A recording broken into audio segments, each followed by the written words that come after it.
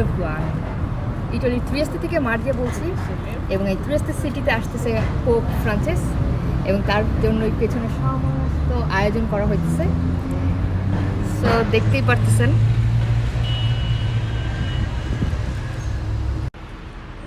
Pope আসার খুশিতে খুব ধুমধাম আয়োজন চলছে, আয়োজনে কোনো কমতি নাই। কারণ ভ্যাটিকান সিটির প্রধান, পুরো খ্রিস্টান জগতের যাকে সবাই খুব মানে, সে আসতেছে। সো সবার কাছে তো এটা অনেক গর্বের বিষয়, বিশেষ করে খ্রিস্টানরা তো তাকে খুব মানে। সো এই যে সব আয়োজন, কিন্তু উন্নত বিশ্বের এইটা আপনাকে মানতে হবে যে একজন লিডার বলেন, একজন ধর্মীয় পাদ্রী বলেন, এবং যাকে পুরো খ্রিস্টান বিশ্বের মানুষ এত মানে, সে আসতেছে, সব আয়োজন চলতেছে, কিন্তু কোনো জায়গায় কোনো কিছু কিন্তু থেমে নেই। সবার জীবনযাত্রা একদম স্বাভাবিক।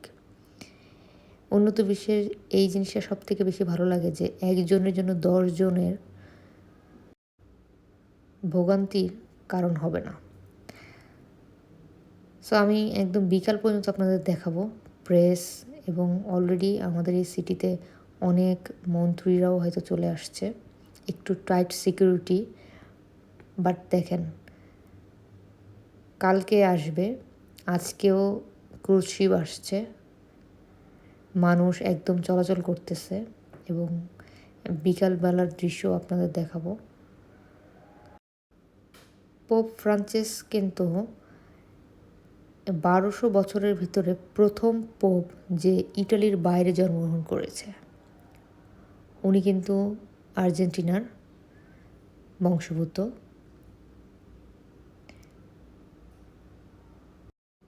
2013 সালে টাইমস পার্সন অফ দ্য ইয়ারও উনি হয়েছেন।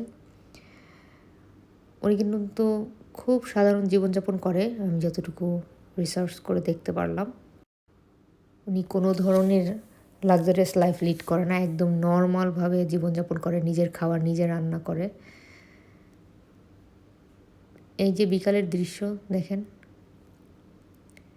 বিকালবেলায় এই পর্যন্ত চেয়ার বসানো হইতেছে, এবং কালকে আসবে, অথচ আজকে পর্যন্ত এখানে মানুষ এত আসা যাওয়া করতেছে। একদম নর্মাল, পুরো সিটি একদম নর্মাল জীবনযাপন করতেছে। বিকালের অসাধারণ দৃশ্য আর এই সমুদ্রের ঢেউ আমার তো খুবই প্রিয়। যারা এখনও ত্রিস্তিতে ঘুরতে আসেননি, তারা আপনাদের এই সামার হলিডেটা ত্রিস্তিতে কাটাতে পারেন, আপনাদের আশা করি ভালো লাগবে। তো আজ এই পর্যন্ত, ভালো থাকেন সবাই, আল্লাহ হাফেজ।